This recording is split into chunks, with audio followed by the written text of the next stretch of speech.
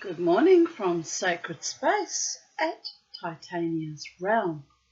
It's Tuesday, the 16th of September 2025, and the time is currently Brisbane time, 11:07 a.m. A few more minutes and you get to make a wish. Helps to be a bit silly and magical and childlike at Sacred Space. Why not? Anywho, I'm here having a cup of tea. I put my birdie boys outside in the sun. I'm done and doing another load of washing. Well, I'm not really doing it, the machine's doing it, but I have to put it in and put it out, bring it in, fold it up and put it away. It's a never-ending story, washing. It's the only housework that I assiduously do, and I actually don't mind it that much, hanging out washing and bringing it in. It's the folding and putting it away that can be a bit of a pain in my rear end, but anyway. I don't do ironing very often. I used to have marathon ironing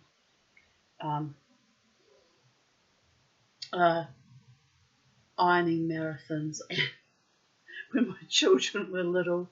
Sometimes it would take me 10 hours to iron all their shop aprons, their clothes, their little school uniforms, my clothes, my ex-husband's clothes, our uniforms. Oh, it was epic. It was epic. I'm glad I don't do that anymore. I pulled something out the other day and I was like, ugh, that needs ironing. I do own an iron and an ironing board. It's just about brand spanking new. I replaced an iron and barely used it. But occasionally it gets whipped out and things get ironed if I think it's absolutely necessary. A lot of the time things are made now, you just hang them on the line and the creases drop out of them, or sometimes the creases drop out of them while you're wearing them too. I've got very nifty at working out how to get around the ironing debacle. So I had a busy day. I've been making aromatherapy special oils for my toes, which I've been fighting to get pristine for 10 years, and they're pretty good. I think some of the cure has been CPAP, actually, been fully oxygenated. But I have to keep at them every day, and I ran out of oil, so I made some more up, which was a fair bit of fiddling about and finagling, but it's all done. Another job done. What else have I got to do? I kind of need to go out and buy groceries. I can't be asked. Could happen later, or it could happen tomorrow. Hasta mañana, right? Sometimes I put things off until tomorrow, and then it's a last minute ditch stand, custard stand panic to get things done. But the other good thing, my friend Belinda Daniel and her husband Bill, of course, suggested they're very happy buying Farmer's Pick, which is buying fruit and vegetables direct from the farmers that the supermarkets reject because they're not, the perfect shape or the perfect size or what have you. Well, I don't care about that. When I go to Woolies, I sometimes buy their ugly fruit and veggies anyway because it tastes the same. I'm not fussy about the things that are aesthetically perfect, and there's so much wastage, and it's just a waste of resources of farmers' time to have to toss all that wonderful food away. It's actually an outrage. So I ordered my first box of fruit and vegetables, but I only ordered enough for one person once a fortnight, and I actually don't think that's going to be enough. I mean, I'm only one person, don't eat a lot of fruit and veg, but over 2 weeks I don't think it will be enough. So I'll see how I go. I might change the order to a larger box of fruit and veg and get it fortnightly, and I think that might be, enough, because I also share it with the birdie boys too. Although Bo refuses to eat his fruit and veg, I don't know why. He used to like it when he first came here. But little Kermie loves, I'm watching him eat some corn as we speak, and he loves his fruit and veg. He's a happy bird. And I must say that little Bo, the cockatiel, who's stubbornly refusing to eat his vegetables, little rascal, since I bought him bigger cages, and he's got that feeling of, being free, even though he's not really, because he's still a cage bird, but that is what it is, people are there. I haven't been able to tame them down, to get them to free range with me like Charlie used to, but Charlie was an anomaly because she couldn't fly very far anyway, and she was besotted with me, so she was happy to just sit on my shoulder and spend the day with me inside or out in the garden. But anyway, they're still in their cages because they're still little wild things, but they're slowly settling in. I worked out what's the date today, the 16th. So they've been here 4 months as of the 13th. 4 months. And, they're getting to know me, and Bo's slowly starting to even tolerate me and like me a bit. He still tries to bite me every opportunity he can because he's made up his mind that his whole reason for living. But yesterday he flew over the top of my head and tapped me on the head, which is bird language for I kind of like you now. So there's big progress, but it's taken 4 months. 4 months, little Bo, you stubborn little cockatiel. Anyway, he really listens. He looks out when I speak to him. He's very happy with his cage. And Kermie's cage, which is a very attractive cage, it's octagonal in shape, is rusting very quickly outside. So no doubt so will Bo's new cage that I bought him.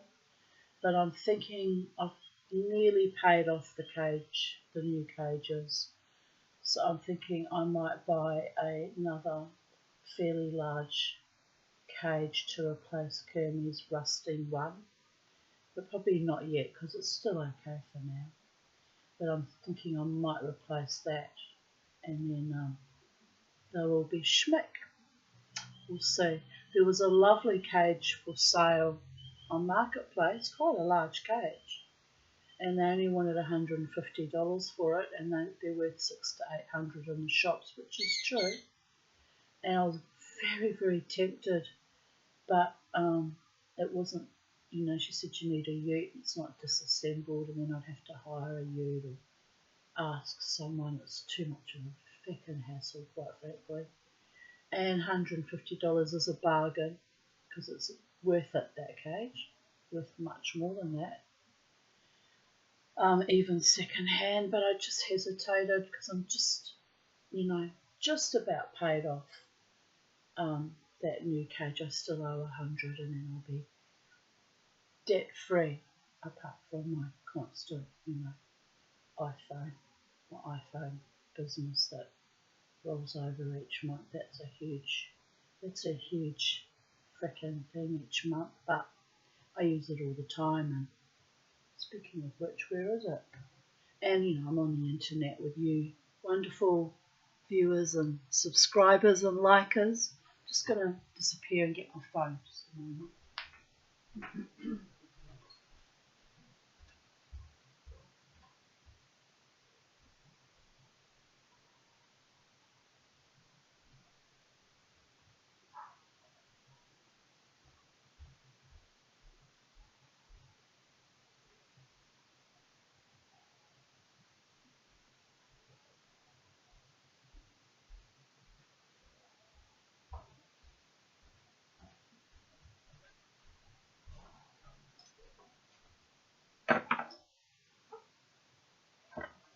Right, now everything's sorted.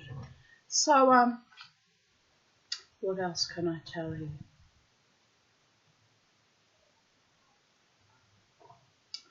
everything's pretty good at Titania's Realm Sacred Space.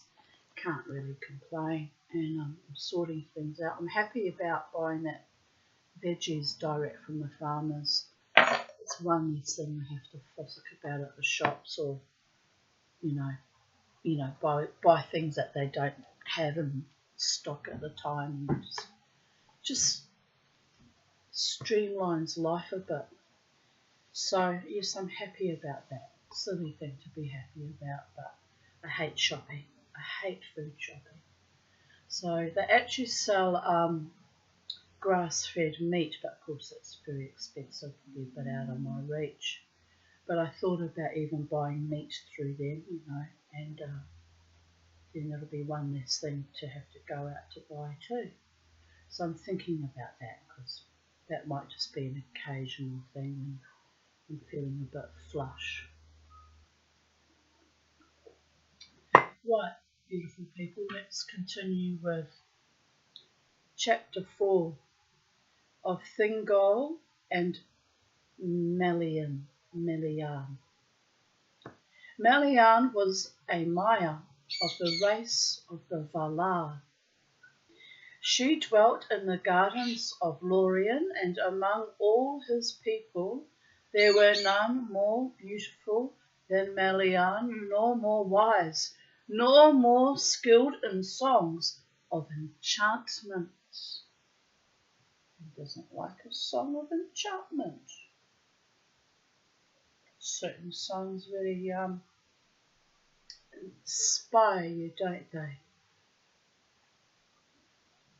It is told that the Valar would leave their works, and the birds of Valinor their mirth, that the bells of Valmar were silent, and the fountains ceased to flow, when at the mingling of the lights Melian sang in Lorien.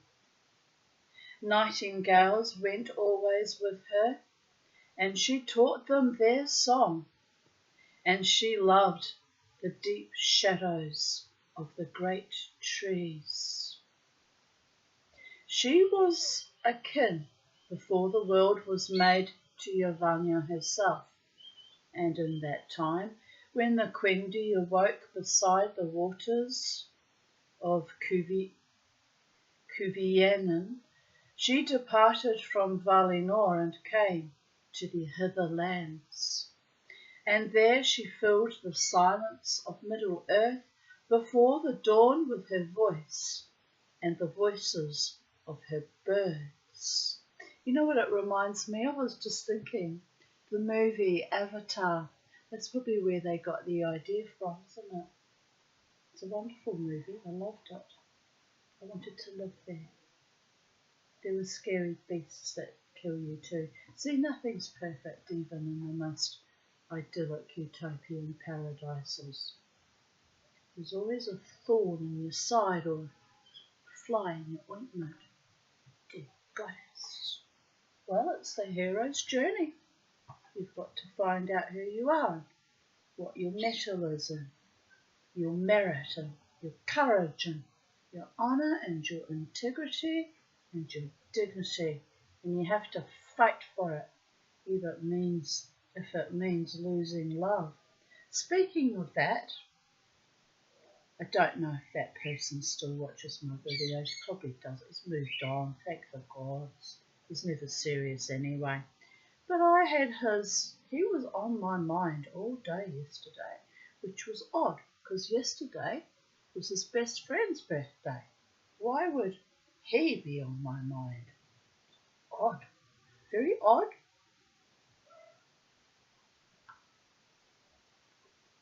I was feeling obviously a bit, I don't know what the word is. I'm not missing him per se, because we were never in a real relationship. There was never any sexual intimacy, but just found myself thinking about all the lovely things, the sweetness, and how he used to run up to me and, I love your power. It was all grooming me and seducing me, of course. I'm well aware I'm not stupid. I was well aware even back then. So look at him and think, what's gone on with you, my friend? Never been all romantic with me before. What's this game you're playing with me now? It's unfortunate that it turned out to be a game. I did get my hopes up that it was genuine, you understand.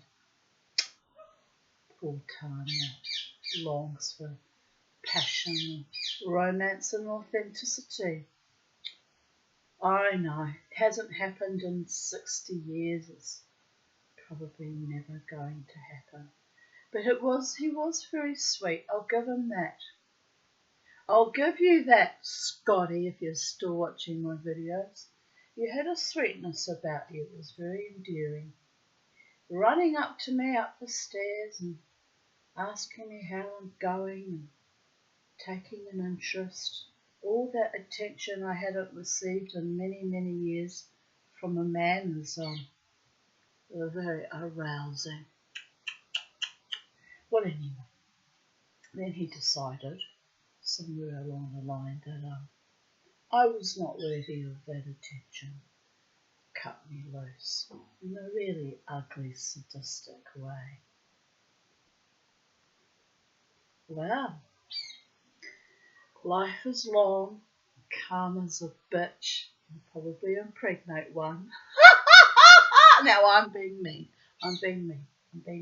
Because it happens to be his worst nightmare is having a child.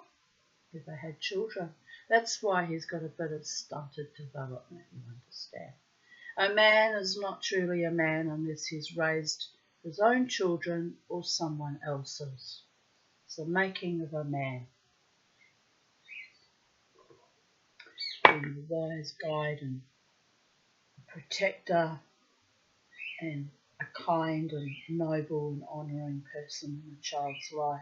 I didn't have that in my childhood either, which is why I'm a very difficult woman to pin down, because I've seen it all, suffered it all, survived it all, and why I'm still smouldering with kind of an incandescent rage and fury that he played me for a fool, because every woman deserves to be loved at least once in her natural life. Every woman and man. So I don't know what was going on with me yesterday, but all these memories would come flooding back, sort of tinkling back, almost like a fountain of loveliness. And then I thought about how it all went ugly at the end because of the new female on the scene. That's what was behind it, really, I'm certain. And it is what it is, human nature, lust and selfishness and narcissism. It is what it is. So I'm kind of had a little bit of a bubbling and a frothing all day yesterday. And I woke up today and I thought that it's over now and I'm safe and I'm happy and I have my little birds who love me unconditionally, even the little bitey cockatiel bastard. And, the friends that surrounded both of us have been very kind and loving to me, because I think deep down they thought it was awful how I was treated too. Maybe they just understand me. It takes a lot for people to actually understand me, because I haven't had a normal life like other mortals. So there is that. And but yes, I had much sort of love being flowed to me on and off throughout the day yesterday, and energy coming from that man. And honestly, it made me wonder if it's just me being lonely or a bit pathetic or what, because I'm very psychic and very telepathic at times. Or it made me wonder if he too has a few regrets on how that ended so evil and sadistically. And I even wondered if perhaps he did that because he was under pressure from someone, and it was a form of self-sabotage too. Because, ultimately, we could have just remained friends. We were friends before. It didn't have to turn into something sordid and ugly and jealousy, controlling and manipulative. Oh, his jealousy, if I even talked to another man, was intense. And I used to look at him and think, but we're not lovers, and you're supposed to have a wife, and now there's this other female. What is actually going on? Really? But I guess I'll never know. Maybe that's why I was decompressing yesterday, because it grinds my gears, the not knowing, the lack of respect and closure and decency. I'm looking out and good boy, Kermie! Kermie is officially swinging on his swing like he has momentum. He's got it actually swinging. It's the first time I've seen him swing on his swing. So that's great. Now that I know that he can swing on it, I'll bring it inside tonight. He can sleep on it at night too. It took him a long time to overcome the anxiety and the fear of that large swing. But now I think he likes it. He's sitting there and he's preening down his back, and he's just Are you a very happy birdie, Kermie? Kermie, are you a happy birdie?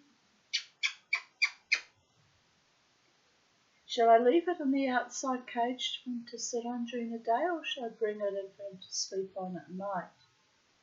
I'm not sure. I guess if I leave it outside, then he's got it all day when he's out in the garden.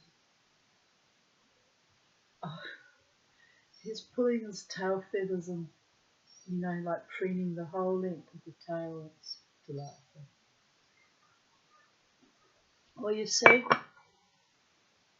love comes to me in extraordinary ways, and it's very rarely from a mortal human man, except my platonic loves, you understand, like Jared and Juddy and Mr. Licker or Luke from Ramjet. They're all very lovely to me.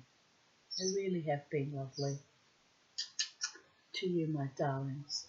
And my other platonic love, Peter Lawrence and Peter Sloan, Lynn's husband.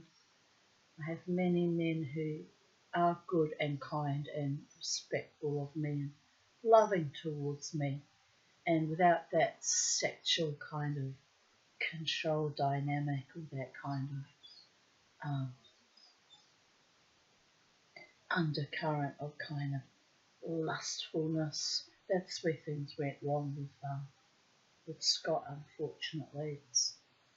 Don't get me wrong, he's a very sexy man. I had to restrain myself a few times, remind myself that he's married and unavailable, and not to lose myself, and yield on my morals. And to be fair, he didn't push the envelope. In that regard, he was respectful. But honestly,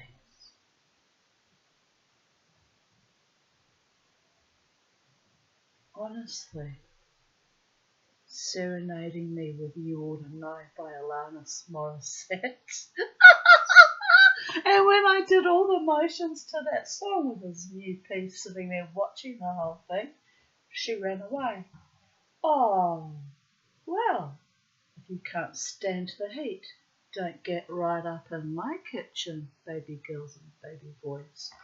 I have a way of finding things tragic but comedic and turning shit to spiritual gold. And one day they'll get it. They'll get it. One day.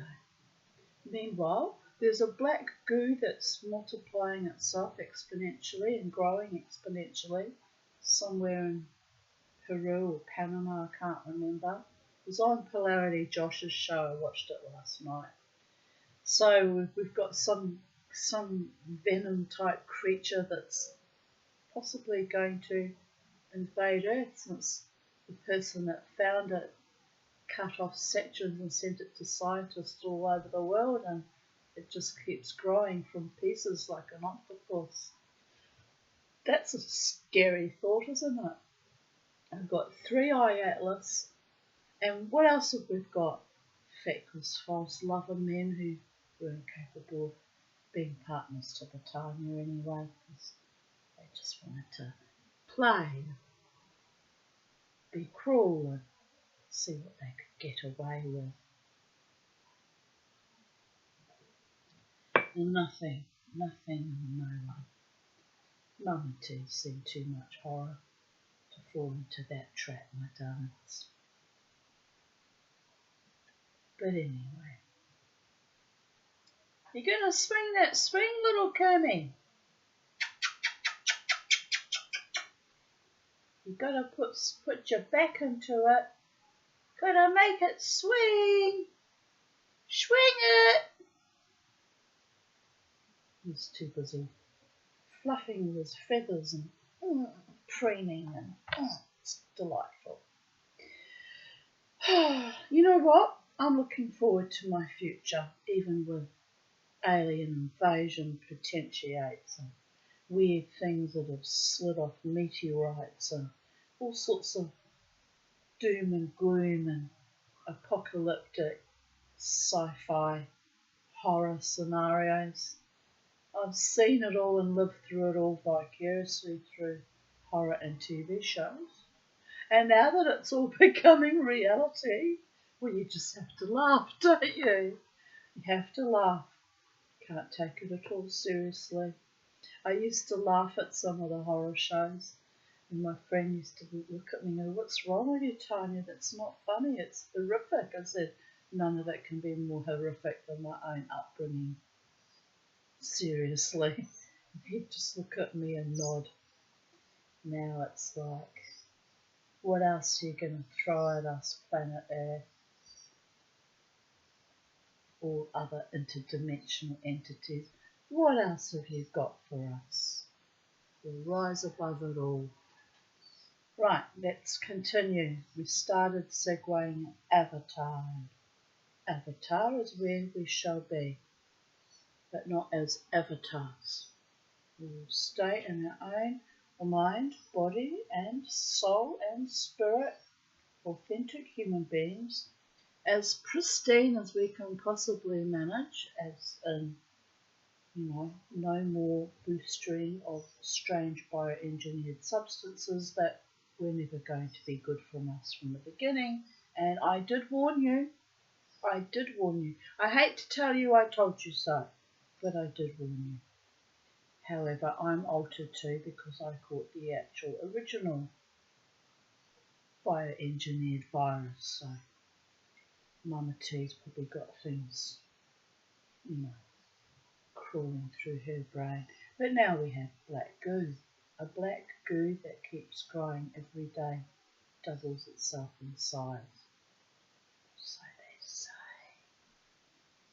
Horror movie right there on your TV. Horror movie right there on your TV. Horror movie right there on your TV. Sending you right out of your mind. So stay grounded on planet Earth. Touch grass. Be with your birdies. Love the ones who love you back. Truly and honourably and romantically and loyally and faithfully. And don't settle for anything less. It's a recipe for disaster. Oh, my neighbours are driving out. Right, now here we go. Continuing on with the stories and our own body, minds and spirits. Now when their journey was near its end, as has been told, the people of the Teleri rested long in East Beleriand, beyond the river Gallion. And at that time, many of the Noldor still lay to the westward in those forests that were afterwards named Neldoreth and Region. Elwy, lord of the Teleri, went often through the great woods to seek out Finwy, his friend, in the dwellings of the Noldor, and it chanced on a time that he came home to the starlit wood of Nan Almoth, and there suddenly he heard the song of nightingales. Then an enchantment fell on him, and he stood still.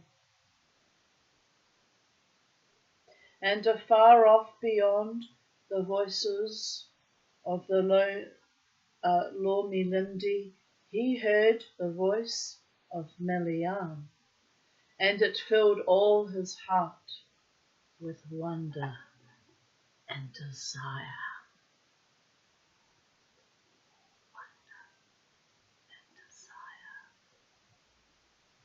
I can't do it. Here we go. Wonder and desire, people. Get your going juices and the cabooses. But don't swing it too far and wide, people, because STDs and black goose will get ya. Oh, you have to laugh.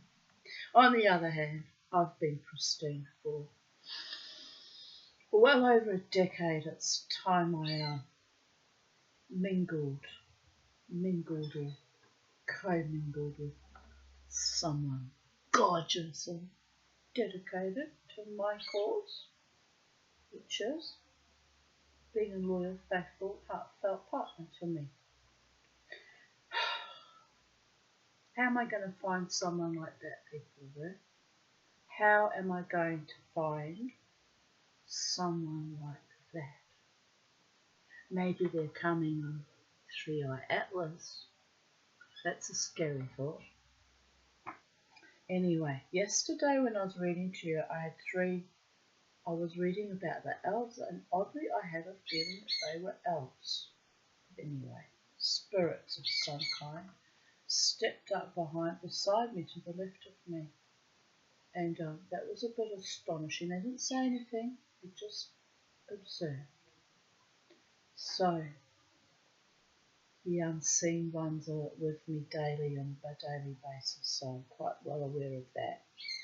And they're making sure that only real loves come into my life and commingle with me by the goddess. Wow. Real authentic loves whose heart and minds are true.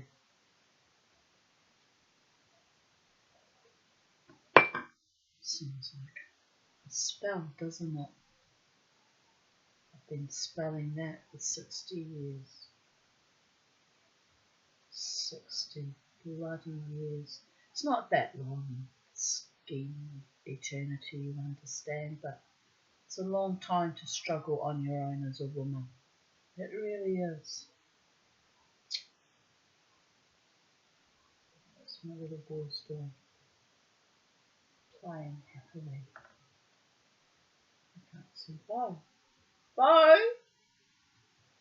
Where are you, Bobo? Little boy!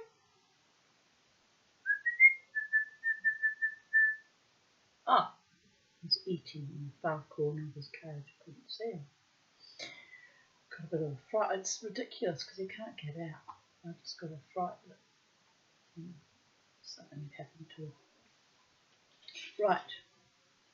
Then an enchantment fell on him, and he stood still, and afar off beyond the voices of the Lurmilindi he heard the voice of Melian, and it filled all his heart with wonder and desire.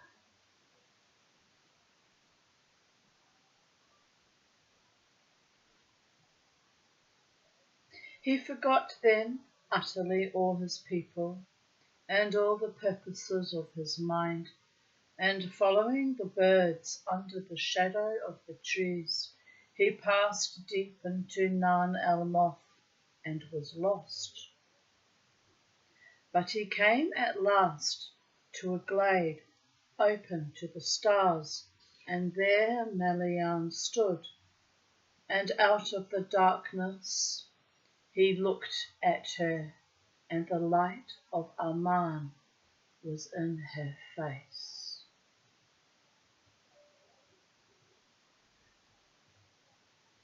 She spoke no word, but being filled with love, Elwi came to her and took her hand, and straightway a spell was laid on him, so that they stood thus, while long years were measured by the wheeling stars above them, and the trees of Nun el-Moth grew tall and dark before they spoke any word.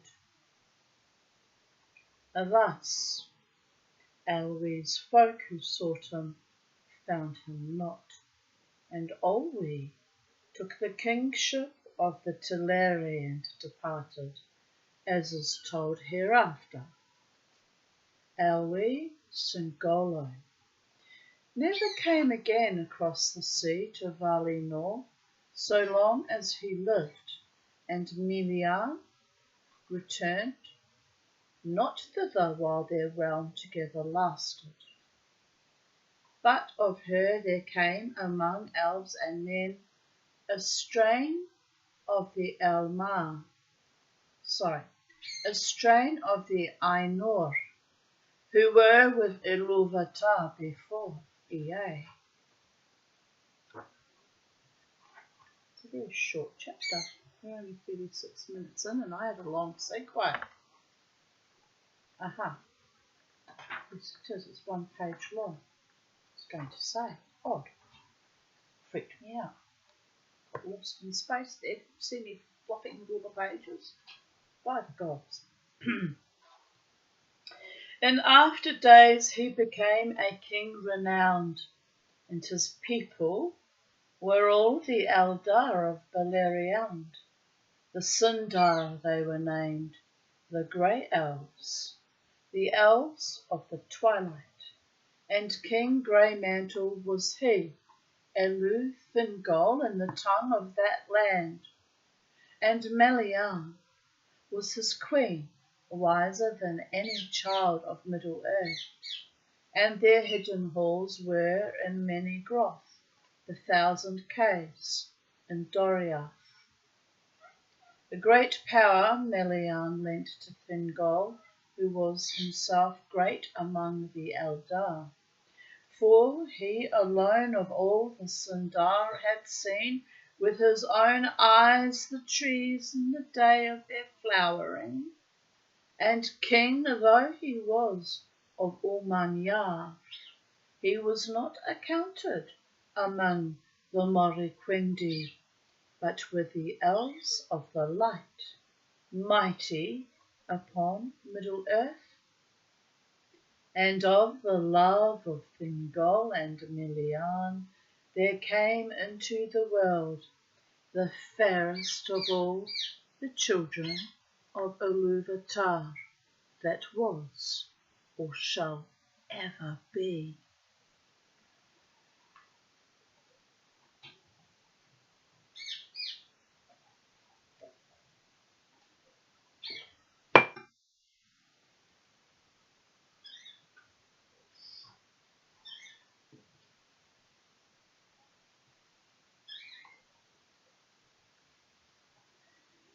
Chapter 5.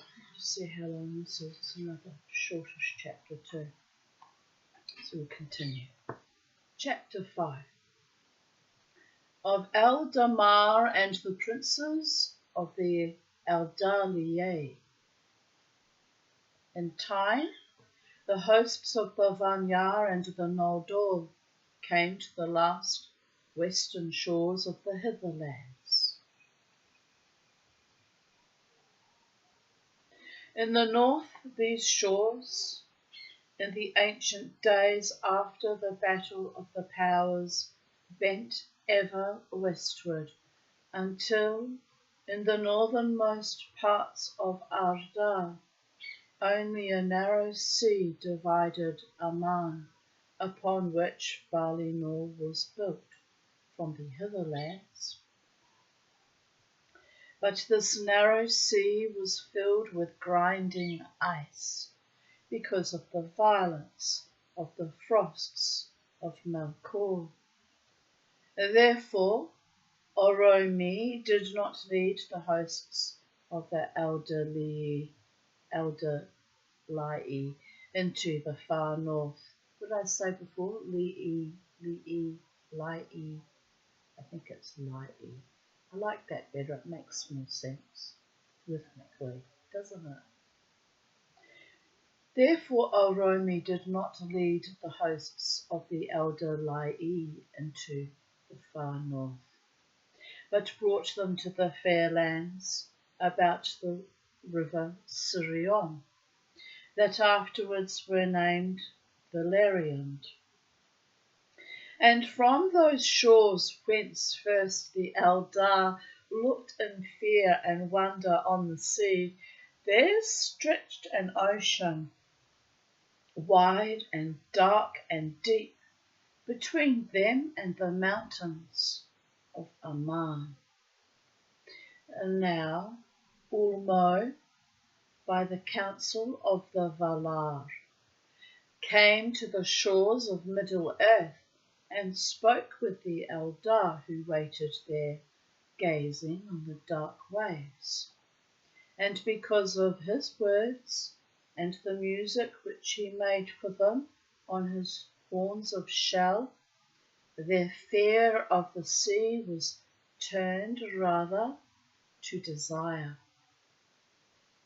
Therefore, Ulmo uprooted an island which long had stood alone amid the sea, far from either shore, since the tumults of the fall of Elune.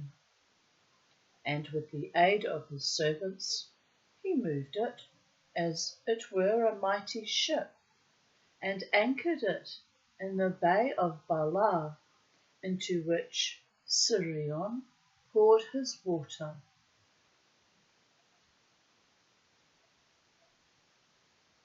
A floating island.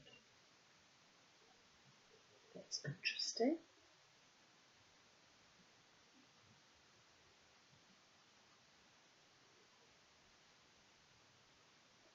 And then the Vanyar and the Noldor embarked upon that isle, and were drawn over the sea, and came at last to the long shores beneath the mountains of Aman. And they entered Valinor and were welcomed to its bliss.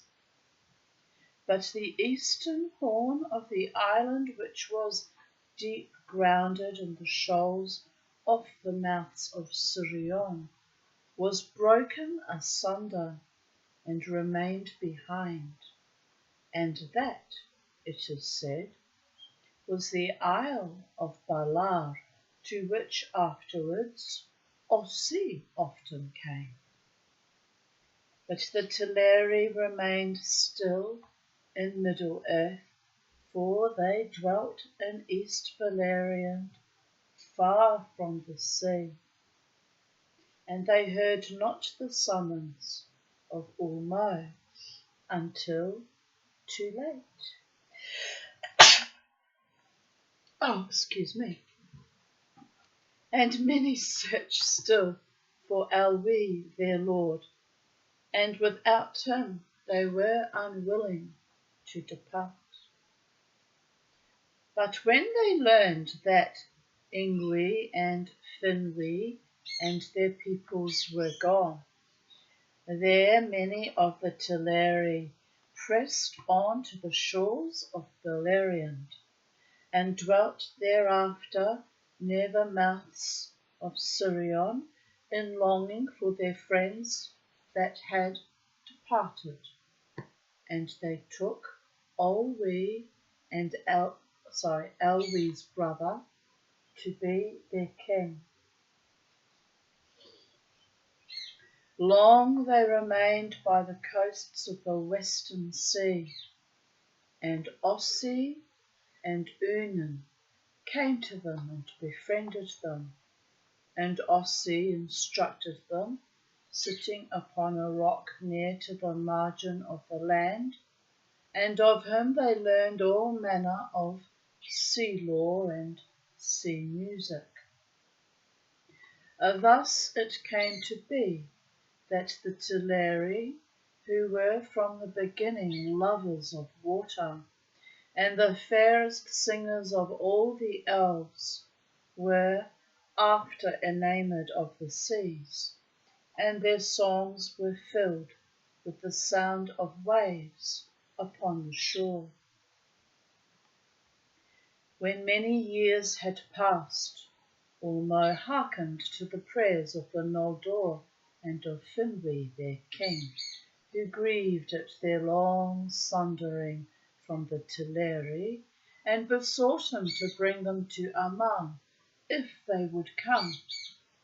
And most of them proved now willing indeed, but great was the grief of Ossi when Ulmo returned to the coasts of Beleriand to bear them away to Valinor, for his care was for the seas of Middle-earth and the shores of the Hitherlands, and he was ill-pleased that the voices of the Teleri should be heard no more in his domain. Some he persuaded to remain, and those were the Falathrim, the elves of the Falas, who in after days had dwellings at the havens of Brythonbar and Eglarest, the first mariners in Middle-earth, and the first makers of ships. Círdan the shipwright was their lord. The kinsfolk and friends of Elwë Cingolo also remained in the Hitherlands, seeking him yet, although they would fain have departed to Valinor and the light of the trees, if Ulmo and Olwe had been willing to tarry longer. But Olwe would be gone, and at last the main host of the Teleri embarked upon the isle, and Ulmo drew them far away.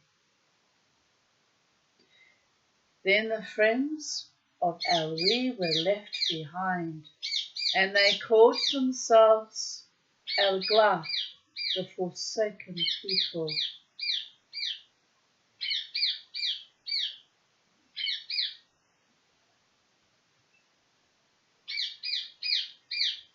They dwelt in the woods and hills of Beleriand, rather than by the sea, which filled them with sorrow that the desire of Aman was ever in their hearts.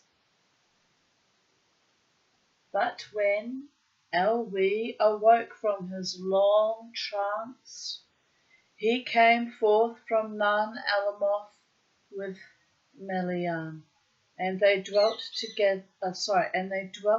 thereafter in the woods in the midst of the land. Greatly though he had desired to see again the light of the trees, in the face of Melian he beheld the light of Aman as in an unclouded mirror, and in that light he was content. His people gathered about him in joy, and they were amazed, for, fair and noble as he had been, now he appeared as it were a lord of the Maiar, his hair as grey silver, tallest of all the children of Iluvatar, and a high doom was before him,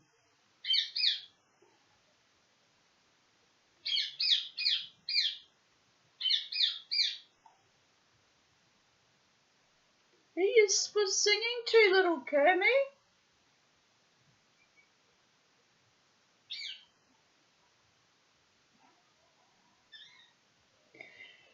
Now Ossie followed after the host of Olwee, and when they were come up, before I continue, while I was reading that last page, I'll show it to you, people of it.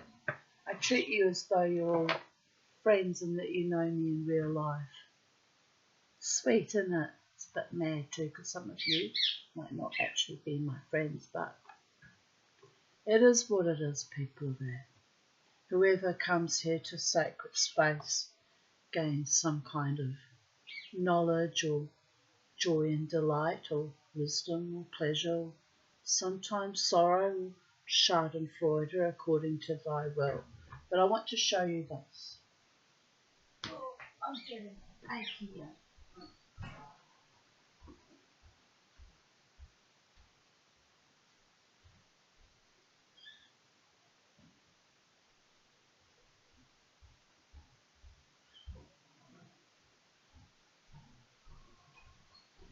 While I was reading to you that page, I was getting messages from Spirit, which is very hard for my brain to focus on two things at once. It's not how I used to be. I used to be a one thing at a time woman, you understand. Now it's all vectors and dimensionalities all demanding my attention at times, and it's very hard on my nervous system, which is why I was almost gritting my teeth and continuing reading and trying to tune it out. But it was emphatic, and when my angels or my spirit people or the elves or the fae are emphatic, they make me make things like this piece that they were at me all day. Started with making a model of Charlie's beak that some animal had dug up from her grave, which is morbid and weird, but I was brought out there to find it's the top mandible of her beak, and then I was instructed to turn it into a sterling silver pendant. And then when that took me all day and all night, and then they were at me to make something from the piece of broken off opal, boulder opal I had. It's hard to see the colours. The colours are actually all at the top, quite lovely, but hard to see on the laptop screen.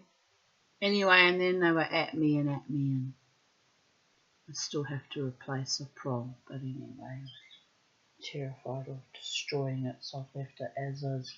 But while I was reading to you, I was being shown flashes because they didn't speak to me in words and interrupt my verbal, my right mind, my verbal, is it you like left mind or right mind that is responsible for words. Anyway, they were flashing images to me of this little stone, which is also ironically heart-shaped. Can you see it? Anyway, we found it in the little creek that Jared took me to at Springbrook, hoping to find obsidian, and obsidian is used in magical practice or magical terms or law or whatever you want to call it, for protection from evil. I didn't find Jared Jared was in the water looking for the stones for me because it was bitterly cold water and I'm still in recovery from that last illness. But anyway, my beautiful Jared found me these two stones, this one and this one,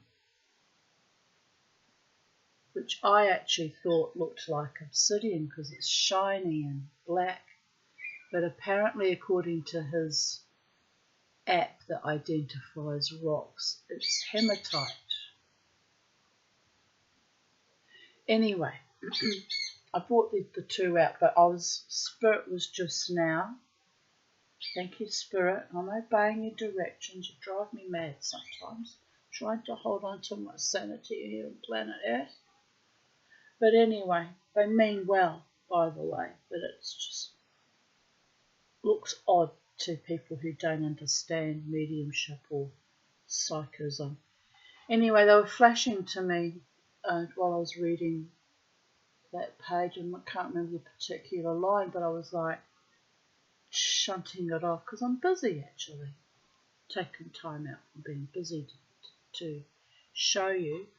And they showed me this little black stone, which has turned out to be a piece of hematite. Is it? Because hematite's actually magnetic. We'll soon find out, won't we? If it's hematite or not. The machine, the app says it is. Not particularly magnetic, and that's not a very strong magnet. The Tromatop was a magnet. Because when you're not being magical, people of Earth, behooves one occasion to be scientific. Blend both, realities and philosophies and live in the real world. He's a very... No, not really. I'm kidding myself. It's not magnetic. So anyway, I don't know what the hell this is. But there's this already polished face on it that was already like that. Somehow worn down, I suppose, by the water and the little creek that it's worked its way from the top of the mountain. It's a bit dwarvish, isn't it? Anyway, Jared picked it because it's got a little heart shape and he knows I like hearts. This way up. This way up, people of Earth.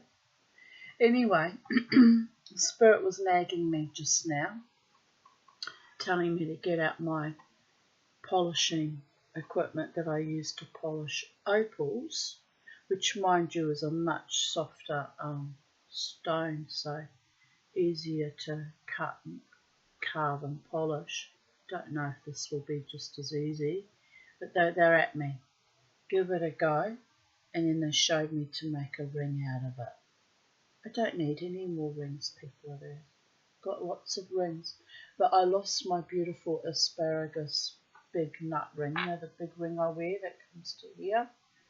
I'm really distraught because I put a lot of work into that and I've lost it. I even lost it in a fight or a brawl. It wasn't really a brawl, it was me and two girls at the Brooklyn Standard, and got it back, and I've lost it a few times since then. Each time it's come back to me. So I'm going to check my new green bin that was for putting weeds and garden clippings and things in, because I think it might have fallen in there when I tipped the bags of weeds in there. I'm hoping it's in there. If it's not in there, it's completely lost. And I have to check that bin before I put it out on the street for garbage collection, or will they recycle it and turn it into mulch, because my ring might be in there. But anyway, on the subject of rings, I'm grinding my gears that I've lost that ring. It has to be somewhere in the house, or it could turn up somewhere in the garden. I haven't been anywhere for it to be lost anywhere else.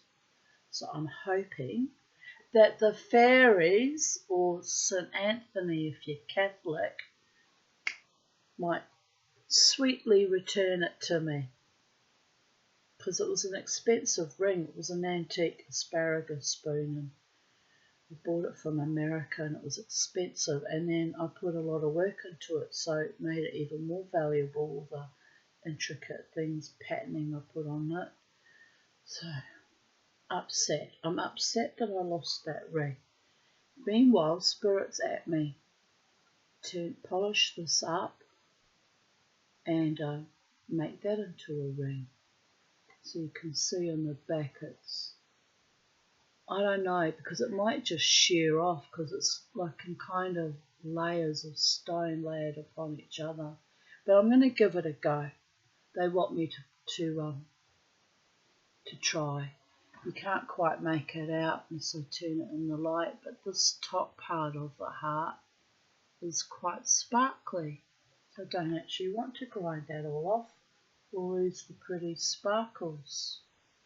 Anyway, that was my distraction while I was reading to you the story, but because they were interrupting me with all these images of this particular stone, I thought maybe it's important that I share it with my audience, my YouTube subscribers, my viewers, my friends, my countrymen, my fellow mortal earthlings across the globe and the known universe, all other interdimensional beings, that I am listening to suggestions of ideas on to make things. And if it's very important to a spirit like this was, so important they didn't leave me alone till it was completed. I made the chain too, by the way. So a design from Nick. What's the name of his YouTube channel? Nick is his name. It's his design. Learnt that from him, so thank you, Nick. I learnt a lot self-teaching on YouTube. Yes, some of my work is a bit amateurish stuff. Well, I actually broke a chunk off of that was meant to fit the actual heart made for that, and then I had to repolish the chunk that got broken off, and so it ended up smaller. So technically I should have just made a smaller sterling silver backing or sawed the back off, but I left it as is because I kind of like it. It looks kind of steampunk, that it's got silver here and silver there, and doesn't fit it perfectly. Mama T decided to be wacky and out there and weird, and why the hell not? Why the hell not? Oh, I feel good today. I almost feel.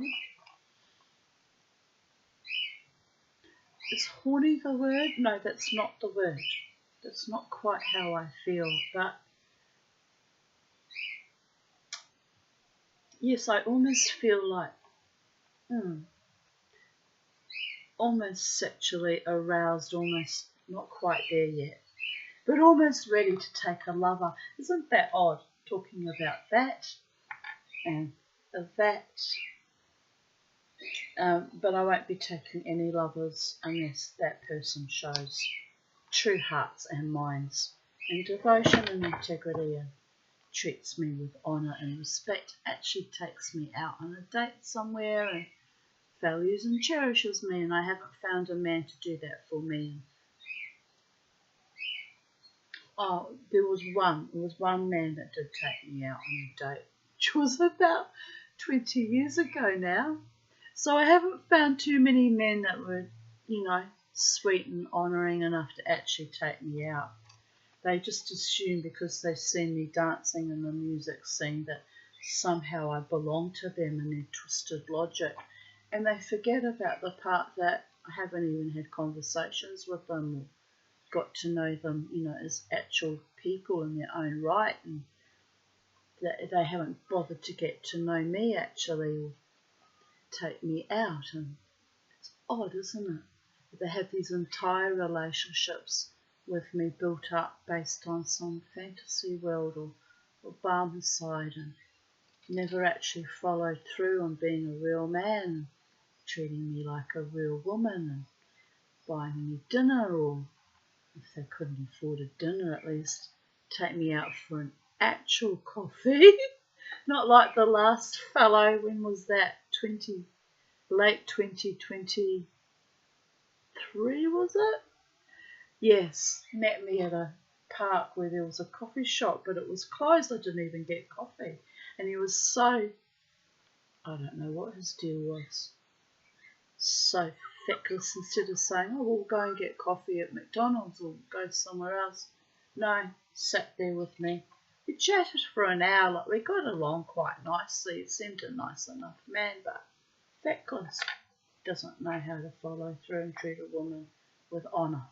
And then he dropped off the scene for a year, like literally dropped right off. Oh, that's odd. Didn't care because I wasn't invested in him emotionally. And then he popped up a year later and just wanted to pick up where he left off, like it was the most normal thing in the world. And no, Mama T, the Tanya, is not a backburner chicky babe that you keep in your back pocket and pull out and dust off and polish off and think you can fuck her and use her and chuck her away again. After a year, no, we didn't go there with the fuckery, you understand, but I think that was his plan. He thought, oh, she was all right. She was pleasant enough. I'll just use and abuse her for as long as I can, pick up where we left. No, that's not how you conduct things with women, gentlemen of earth. And if you haven't worked that out at your late stage of life, you're never going to. You'll forever be lost boys, lost in, Peter Pan's lost world, waiting for the tick-tock clock to come and crunch you, which time does eventually. You run out of time. And leaving a woman without any explanations, just dropping her like a hot cake because it was his birthday or Christmas or whatever his fucking deal was, it's just rude and disrespectful and dishonourable. And then why would I want you even as a friend? Hell no, our Mama T does not go. And then the other one, recent memory, also happened to be a Sagittarius. Maybe it's a Sagittarian thing to just be rude and think you can drop women and then pick them up like, we'll jump how high because you think we're desperate. Mama T. Mama T has been an asexual celibate this time round. What year is it now? 2025. We're into the 11th year. July it was 10 years. So, it was the last time I got used by a man. Honestly, 2018 was a one-off last time I got used by a man. Let's stick to the facts. The truth must remain the truth. But that was the only aberration in 10 years. Aberration. Mama T actually felt like she was going to have a nice little sexual thing going with a male. Dear goddess. That one was a lost boy too. Couldn't even buy flea treatment for his dog. I took pity on the dog. I loved the dog more than him. Then he told me the last time I heard from him that he killed off his dog because it got too old, and I smelled bullshit there, quite frankly. Well, the dog was fairly old at 14 or 15. Massive, big Great Dane named Bandit. Oh, it was a lovely dog. Let's be fair here. Its owner was a piece of yellow dribbling, snake dribbled piece of shit, but I kind of knew that. So I didn't get upset when, the romance didn't pan out or there was no follow through with it either. Women know when they've just been used like a bloody glory hole and dishonoured. It's why it's hard for us to love again and trust again. Ruins it for the actually sweet loving men that are out in the world that might actually treat me like a queen, because too many fucking useless, dishonouring monstrosities came into my life and had to be sloughed off like dirty, winding old bandages off a mummy. Well, the Mama T is back and she's a zombie no more. Wow, that's not strictly true. Zombies are zombies forever, people of Earth. You never quite forget the zombieism that was cast upon you by Big Pharma and evil entities, some of them from my own family of origin. My own mother, father, stepfathers, godfather, all of them. Took me a lot, and a long, hard road to come back to full vitality and do the wild mosh and be joyous in my own body, mind and spirit. And I'll be damned if any fucking mortal man will return me to that state of being ever again. Here's looking at you, kid. We all know who we're looking at, don't we? Never mind. It's a tragedy and a travesty, and it's over now. Over, honey. Over. So the spirits want me to make him a tight heart. Spring is here and I'm starting to feel an awakening I haven't felt in many years. So watch out, boys, if the mood's right and the vibe's right. Stranger things have been known to happen. But not today. Probably not tomorrow either. Like death, I just dance around my sexuality and hold it carefully at bay and open like 1,000-petaled lotus, only for a man worthy of my love, my light, my courage, my authenticity, my intellect, my emotions, my strange hobbits' overweight body, and yes, I know I'm no prize, but I'm a queen of my own becoming. I was treated like a queen for a very long time at the Brooklyn Standard and at a few other venues as well, and I have not forgotten that. To my beloved beautiful ones, even the one that turned rancid was lovely to me for a very long time after my doggy died, and I don't forget the kindness. It's just awful that it turned so ugly. I don't know what turned it that way, but it is what it is. Right, I just want to see what that was about.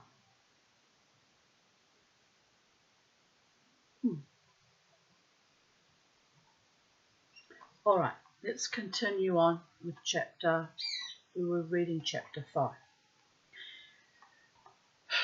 This is very personal kind of decompression and analysis and coming to terms with what was and what is, so that I can ultimately have whatever shall be. A beautiful life with a beautiful tribe and community who vibe with me, and a beautiful man by my side one day. Sincere and heartfelt and honouring. I'm not going to give up on that dream, because I've been dreaming it a very long time. Sad but true. Sad but true. Now Ossie followed after the host of Alwi, and when they were come to the bay of Eldamar, clear vision now by the gods, which is Elvenhome, he called to them, and they knew his voice, and begged Ulmo to stay their voyage. And Ulmo granted their request, and at his bidding Ossie made fast the island, and rooted it to the foundations of the sea. Ulmo did this the more readily, for he understood the hearts of the Teleri, and in the council of the Valar he had spoken against the summons, thinking that it were better for the Quendi to remain in Middle-earth.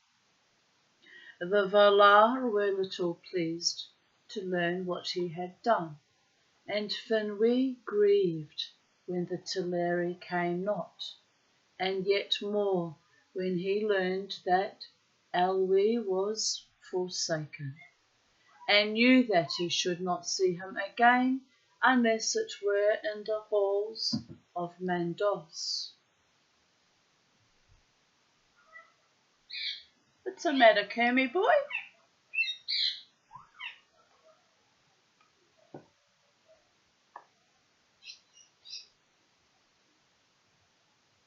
But the island was not moved again, and stood there alone in the bay of Eldamar, and it was called Tol Eressëa, the Lonely Isle.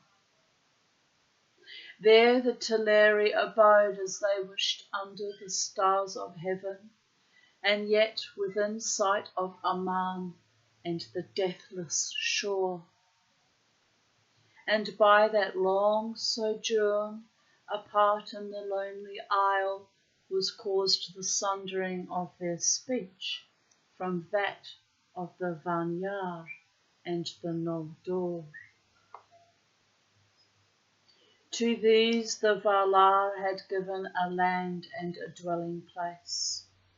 Even among the radiant flowers of the tree-lit gardens of Valinor, they longed still at times to see the stars, and therefore a gap was made in the great walls of the Pelori. And there, in a deep valley that ran down to the sea, the Eldar raised a high green hill. Tuna it was called. From the west the light of the trees fell upon it, and its shadow lay ever eastward, and to the east it looked towards the bay of Elvenhome, and the lonely isle, and the shadowy seas. Then through the Kala Syria, the paths of light, the radiance of the blessed realm streamed forth, kindling the dark waves to silver and gold, and it touched the lonely isle, and its western shore grew green and fair. There bloomed the first flowers that ever were east of the mountains of Aman. Upon the crown of Tuna, the city of the elves was built, the white walls and terraces of Tirion. And the highest of the towers of that city was the tower of Engui, Mindon Eldalieva, whose silver lamp shone far out into the mists of the sea.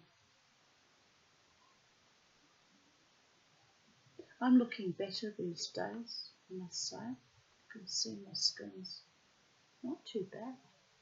It's amazing what being fully oxygenated can do for a woman.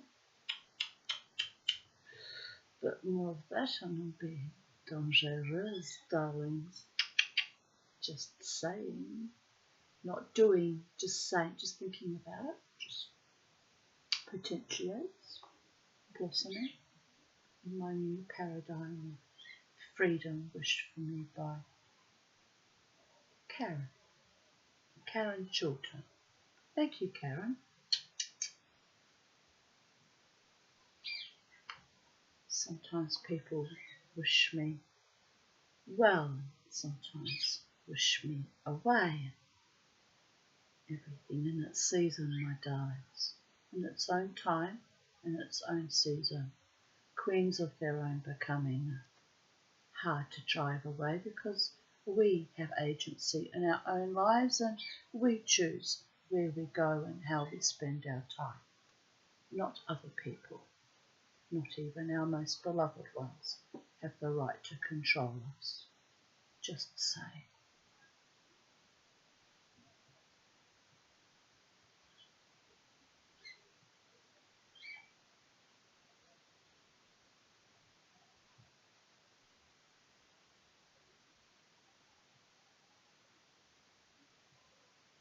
Right, where were we?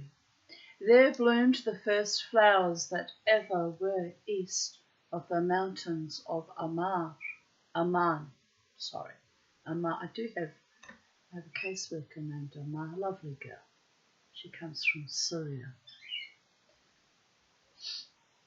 Upon the crown of Tunya, the city of the elves was built, the white walls and terraces of Tirion. Have I read that already? No. And the highest of the towers of that city was the tower of Engui, Mindon el Dalieva. Yes, I have read that. Whose silver lamp shone far out into the mists of the sea.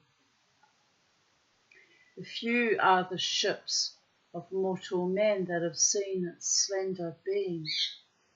Getting hungry people there, hungry. In Tirion upon Tunya, the Vanya and the Noldor dwelt long in fellowship. And since of all things in Valinor they loved most the white tree, Yavanna made for them a tree like to a lesser image of Telperion, save that it did not give light of its own being. Galathilion it was named in the Sindarin tongue. I just heard all these fairies fall about laughing. I didn't pronounce it right. Galathilion? Galathylion? I don't know. They're all laughing. 4 or 5 of them all tumbling over, kicking their legs with glee. It's my imagination, isn't it? We'll call it my imagination, people. Must stay grounded on planet Earth, you understand? That's why no mortal man can be my consort or my partner, because there's no one quite like me in Brisbane, Australia. Well, there probably is, but I haven't met them yet. Oh, dear goddess, dear sweet goddess, the Shekhinah, the divine feminine presence of God.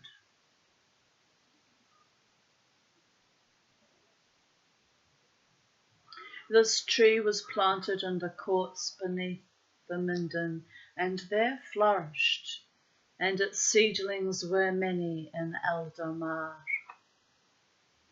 Of these one was afterwards planted in Tol Eressëa, and it prospered there, and was named Celeborn.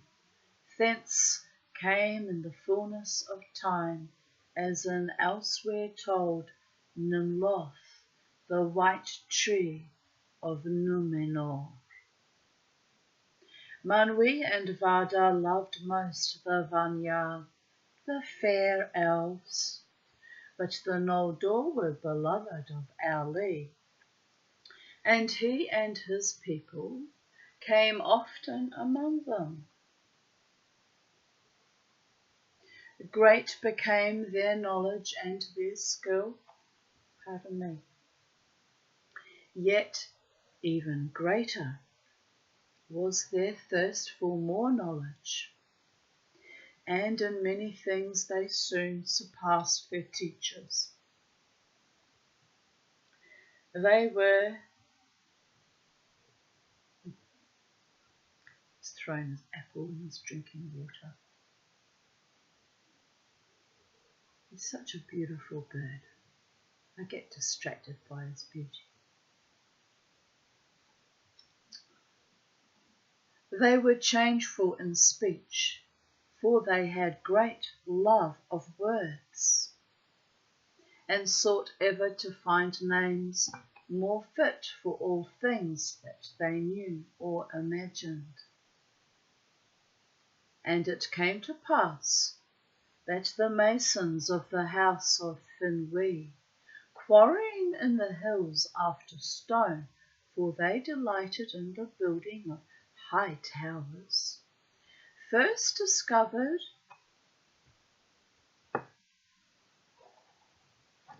the earth gems, and brought them forth in countless myriads, and they devised tools for the cutting and shaping of gems, and carved them in many forms. They hoarded them not, but gave them freely and by their labour enriched all Valinor.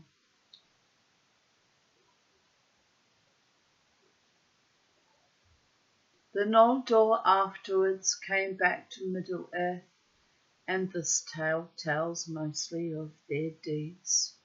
Therefore the names and kinship of their princes may here be told in that form which these names later bore in the tongue of the elves of Beleriand. Finwë was king of the Noldor. The sons of Finwë were Fëanor and Fingolfin and Finarfin. Imagine yelling that out when they're out playing every day. My goodness. But the mother of Fëanor was Miriel Serindi, whereas the mother of Fingolfin and Finarfin was Indis of the Fanyar.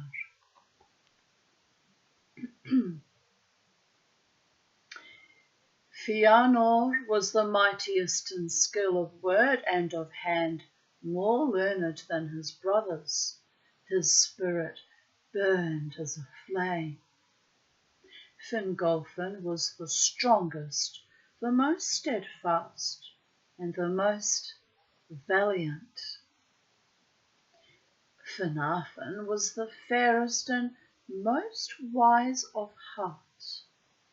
And afterwards he was a friend of the sons of Olwe, lord of the Teleri, and had to wife Eowyn, the swan maiden of Aqualondi, Olwe's daughter.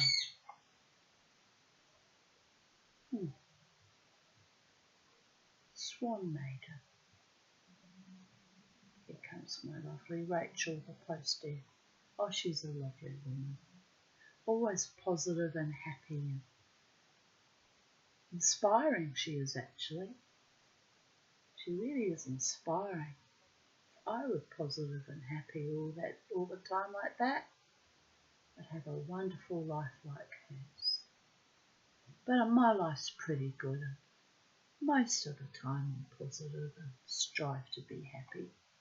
So guess I'm almost there. Almost there, Rachel, my darling. Blessed be.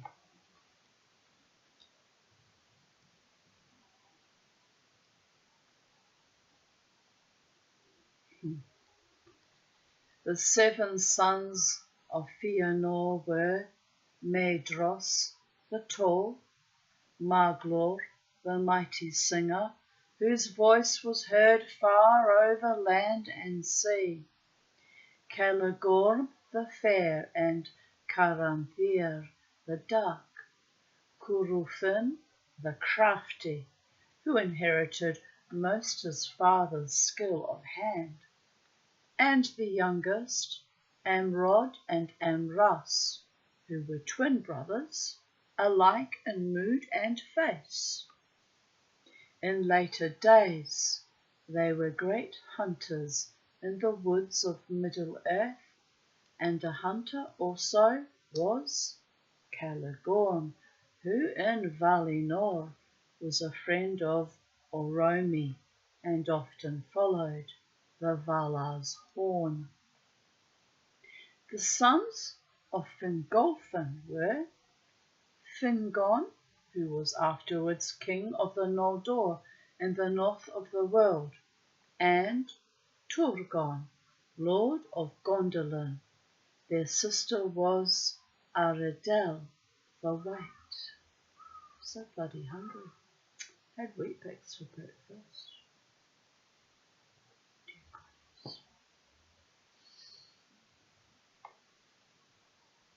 She was younger in the years of the Eldar than her brothers, and when she was grown to full stature and beauty, she was tall and strong, and loved much to ride and hunt in the forests.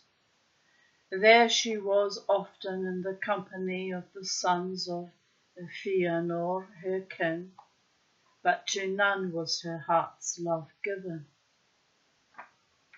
Ar Faniel she was called, the White Lady of the Noldor, for she was pale, though her hair was dark, and she was never arrayed but in silver and white.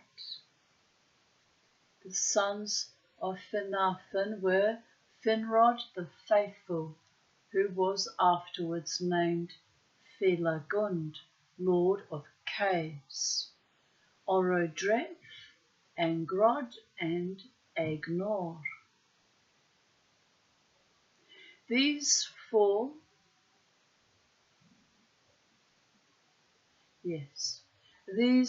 were as close in friendship with the sons of Fingolfin as though they were all brothers. A sister they had, my favourite of all the elves, Galadriel, most beautiful of all the house of Finwë. Her hair was lit with gold, as though it had caught in a mesh the radiance of Lorelei. Here must be told how the Teleri came at last to the land of Aman. Although a long age they dwelt in Tol Eressëa, but slowly their hearts were changed and were drawn towards the light that flowed out over the sea to the lonely isle. They were torn between the love of the music of the waves upon their shores and the desire to see again their kindred and to look upon the splendour of Valinor. But in the end, desire of the light was the stronger.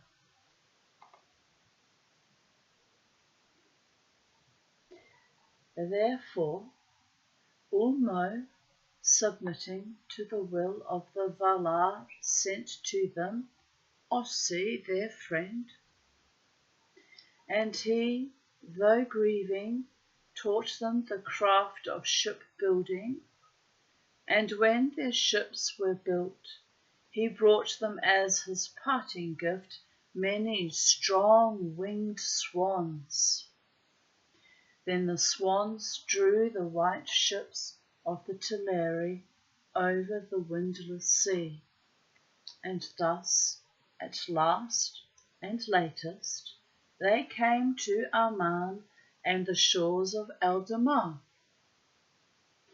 There they dwelt, and if they wished they could see the light of the trees, and could tread the golden streets of Valmar, and the crystal stairs of Tirion upon Tuna, the green hill.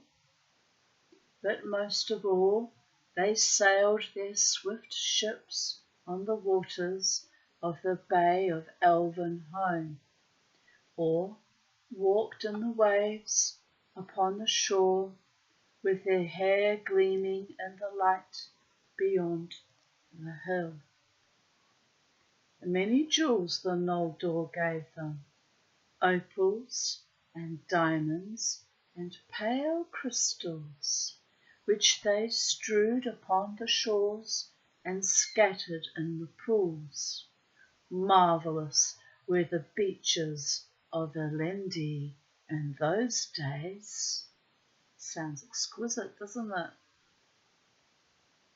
And many pearls they won for themselves from the sea, and their halls were of pearl, and of pearl were the mansions of Olwe at Alqualondi, the haven of the swans, lit with many lamps.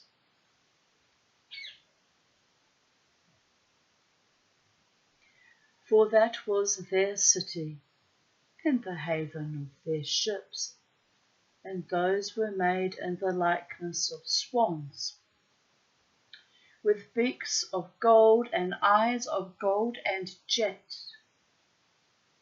The gate of that harbour was an arch of living rock, sea-carved, and it lay upon the confines of Aldemar, north of the Cala Syria, where the light of the stars was bright and clear. It could be Cala Kyria too. C is supposed to be pronounced K, but I like Cala Syria better. I don't know why. I'm not an elf. So they probably all cross at me for mispronouncing their words. But somehow I think they'll forgive me because energy, people, intention and energy is power. I love. I do this with love in my heart and joy in my heart. So if I mispronounce a name or two, they'll waggle their fingers at me, roll their eyes and send me some more elf magic so I can improve my skills as a reader of Elvish, you understand. Perhaps, if they're kind to me, they might give me my ring back. Don't really want to have lost that ring. It's one of my favourite rings. I worked so hard on it. It was days and days in the making. Dear Goddess.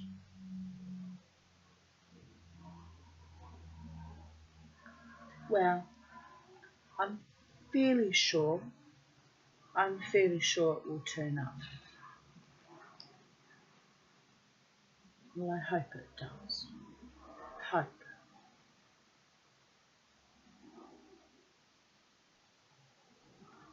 Wonder where I could have lost it though.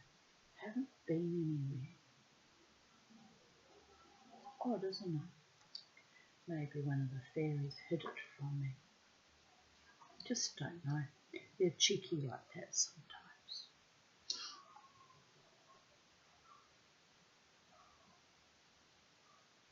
Bo! Bobo!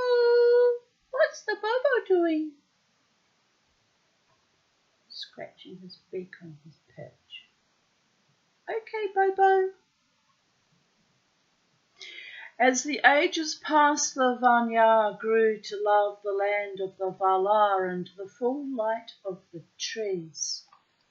And they forsook the city of Tirion upon Tunya and dwelt thereafter upon the mountain of Manwë, or about the plains and woods of Valinor, and became sundered from the Noldor.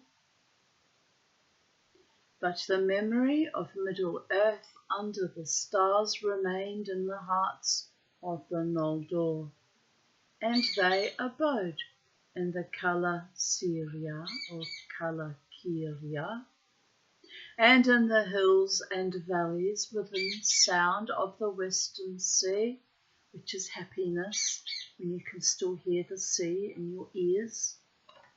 I miss the sea. It's time to go to Byron Bay soon for the Tanya.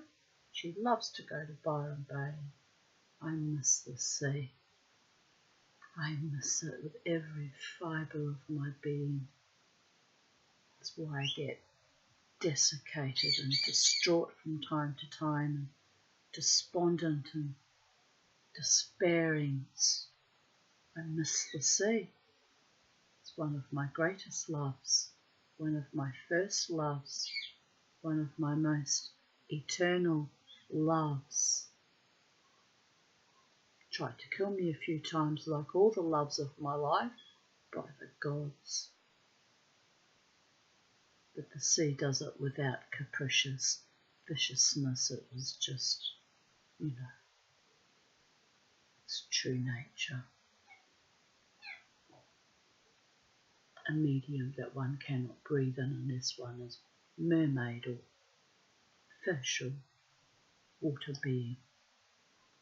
So I don't hold grudges against the sea, unlike the grudges I hold at the 3 men that tried to strangle me and my own father trying to drown me at one stage. For the love of all the gods, what is it about mortals trying to take the breath out from under me? Not in a good way either. Don't mind when a man takes my breath away because he's fucking magnificent, but you know, that's a breathlessness of a different kind, you understand. Anyway, let us complete this chapter so I can go off and get myself some lunch, which means I'll have to bring the birdie balls inside because I don't trust that they're safe out here alone unattended if I'm not here. Some idiot might come and let them loose or attack them, or you just don't know, do you? You don't trust in other humans. You never have, never will. Feckless and vicious they are. So I'll bring them inside, at least I'll know they're safe while I'm out. I can always put them outside again when I come back. Yes, that is the plan. Stan. Right, where were we?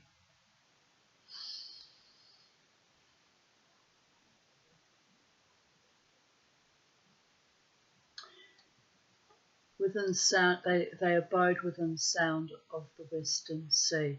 And though many of them went often about the land of the Valar, making far journeys in search of the secrets of land and water and all living things, yet the peoples of Tunya and Alqualondi grew together in those days. Finwë was king in Tirion, and Olwë in Alqualondi, but Ingwë was ever held the high king of all the elves. He abode thereafter at the feet of Manwë upon Taniquetil.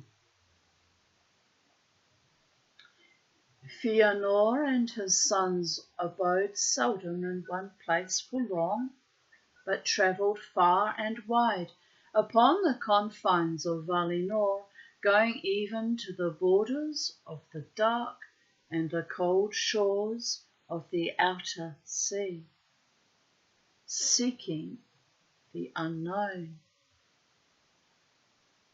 Often they were guests in the halls of Auli, but Caligorm went rather to the house of Oromi, and there he got great knowledge of birds and beasts, and all their tongues he knew.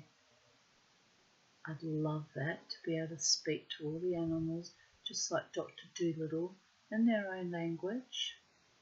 Be marvellous. For all living things that are or have been in the kingdom of Arda, save only the fell and evil creatures of Melkor, lived then in the land of Aman. And there also were many other creatures that have not been seen upon Middle-earth, and perhaps never now shall be, since the fashion of the world was changed. Thus concludes, are we still filming? Yes, thus concludes chapter 5, and I shall be back tomorrow, no doubt, with chapter 6. So, I bid you good afternoon. It is now 12:51 p.m. So have a wonderful day, afternoon, wherever you are in the space-time continuum on planet Earth, and wherever these messages reach you, maybe even to the mythological, mythical Middle Earth and the realm of the elves and the Fae and the dwarves and the she of Ayrshire folklore, and the pixies and the gnomes and the queens of the fae and the kings of the fae, for there are many.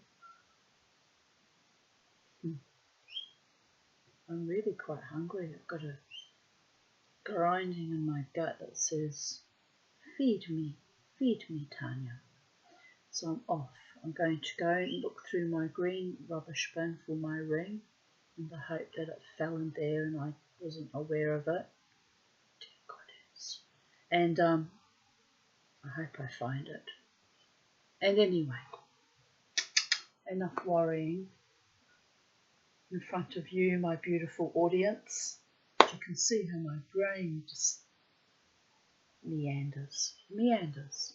But I'm going to, when I come back, I'm in the mood for grinding away at my hematite heart. We'll see how that pans out. I'll show if it comes up lovely, and if it doesn't, if it breaks apart, we'll just let that go. Some things are not meant to be, and you have to just shuck it off and let it go. I can hear my tummy rumbling.